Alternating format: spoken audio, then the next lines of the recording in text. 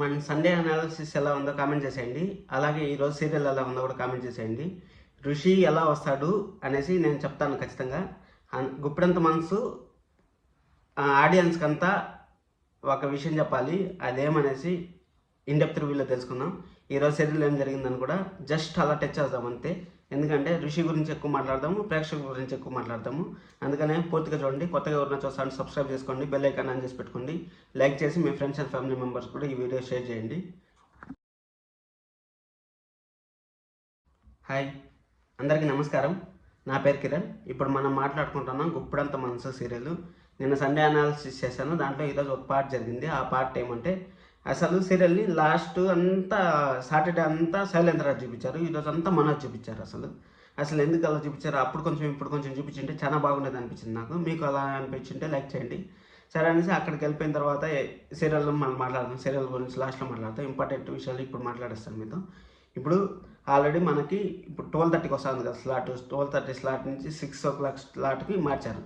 అప్పుడు మార్చారంటే అర్థం చేసుకోండి, సీరియల్ పీక్ స్టేజ్లో పోతుంది. పీక్ స్టేజ్లో పోతుందంటే మన ఋషి వచ్చేకి దగ్గర పడింది. అసలు ఎంత దగ్గర పడిందంటే అంత దగ్గర పడిందని నాకు 100 to 100% అనిపిస్తుంది. మీకు అదే విధంగా అనిపించింటే కామెంట్ చేయండి. సరే అనేసి అక్కడికి ఋషి ఎందుకు వస్తాడు, ఎక్కడ వస్తాడు అని చెప్తాను. ఋషి నాకు తెలిసినంతవరకు గతం మర్చిపోయింటాడు. గతం మర్చిపోయి ఎక్కడన్నా కాలేజీలో లెక్చరర్గా పనిచేస్తూ ఉంటాడు. ఆ లెక్చరర్ దగ్గర నుంచి సార్ ఈ విధంగా ఋషి అక్కడ ఉన్నాడంట అనేసి చెప్పడము, ఆ ఋషిని మళ్ళీ ఇంటికి తీసుకురావడము, ఋషిని ఇంటికి తీసుకొచ్చి గతం గుర్తు చేయడానికి తెలియడము, ఇవంతా జరుగుతాయని నాకు అనిపిస్తుంది సీరియల్. ఇది జరగడానికి దాదాపు ఒక 15-20 రోజులు పడుతుంది. 15-20 రోజుల్లో ఈ విధంగా జరుగుతూ ఉంటుంది. ఇది అయిపోయిన తర్వాత ఇప్పుడు మనోకి మన మహేంద్ర గారికి పెద్ద టాస్క్ వచ్చి పడింది. ఏం టాస్క్ అంటే, మా నాన్న ఎవరో చెప్పండి అనేసి మనం ఆడుతూ ఉంటారు. మన మహేంద్ర గారు వాళ్ళ నాన్న ఎవరో తెలీదు అనేసి చెప్తా ఉంటారు. ఇప్పుడు ముగ్గురు లేడీస్ తెలిసింది. ఒకటి అనసూయ గారికి తెలిసింది, అనసూయ గారు అమ్మకి తెలిసింది, మళ్ళీ మన వసుధార గారికి తెలిసింది మహేంద్ర గారే మన వాళ్ళ నాన్న అనేసి. దత్తత కార్యక్రమం గురించి ఈ రోజంతా డిస్కషన్ జరిగింది. 3 పాటలుగా ముగ్గురు దగ్గరికి పోయాడు. మనం ముగ్గురు పాటలకి జస్ట్ ఒక్కొక్క లైన్లో మనం మాట్లాడుకునేద్దాము. మళ్ళీ ఋషి గురించి మాట్లాడుకుందాము. సరే అనేసి అక్కడ ఏం జరిగింది చెప్తానండి. ఫస్ట్ మనకు జరిగిండేది మనో వచ్చినాడు. మనో వసుధర మాట్లాడుకుంటా ఉంటారు. మనో వసుధర మాట్లాడుకుంటా అంటే, వస్తారా నువ్వు నాకు హెల్ప్ చేయాలి, ఈ విధంగా దత్తత తీసుకున్నావు అంటే నువ్వు మాకు నీకు యూజ్ అవుతుందని చెప్పేసి అన్నావు కదా, మీ తండ్రిలో తెలుసుకోవచ్చు అనేసి అన్నావు కదా అనేసి ఫస్ట్ చెప్తాడు. చెప్పే కొద్దికి అలా ఏం లేదు, నేను జస్ట్ అలా క్యాజువల్గా చెప్పానని మన వసుంధర తప్పించుకుంది. ఫస్ట్ టైము మన దగ్గర వసుంధర తలవంచాల్సి వచ్చింది. మీరు గమనించారో లేదో, ఇంతవరకు ఎప్పుడు కానీ వసుంధర అసలు ఎప్పుడు కానీ ఒక్కసారి కూడా తల దించాలి, అవ్వాలి, పెట్టాలి అనేసి ఎప్పుడు అనుకోలేదు. అక్కడ దించాల్సి వచ్చింది.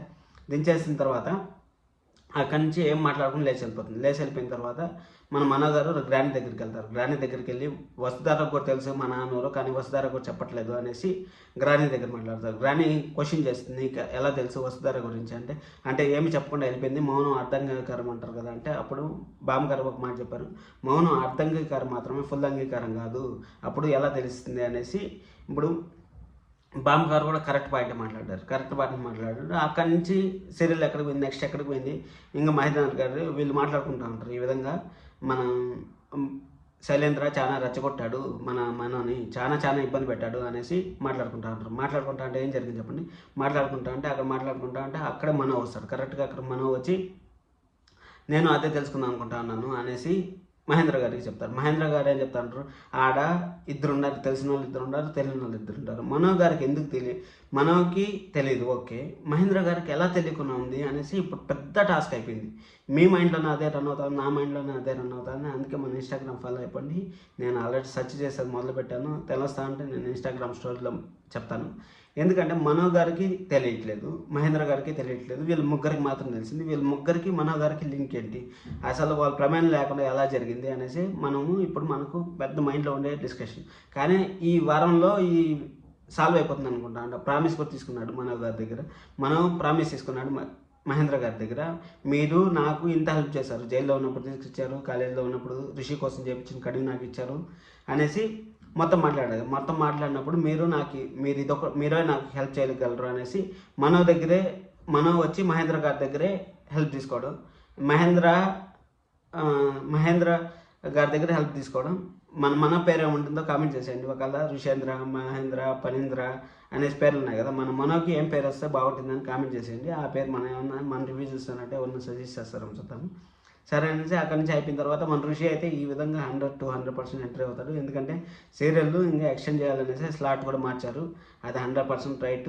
మీరు ఇంత చోపు చూసారంటే వీడియో నచ్చిందని అనుకుంటాను. సబ్స్క్రైబ్ చేసుకోండి. నన్ను ఇంతలా ఆదరిస్తున్న ప్రతి ఒక్కరికి thank you so much. Please subscribe to understand. This is Kiran signing off.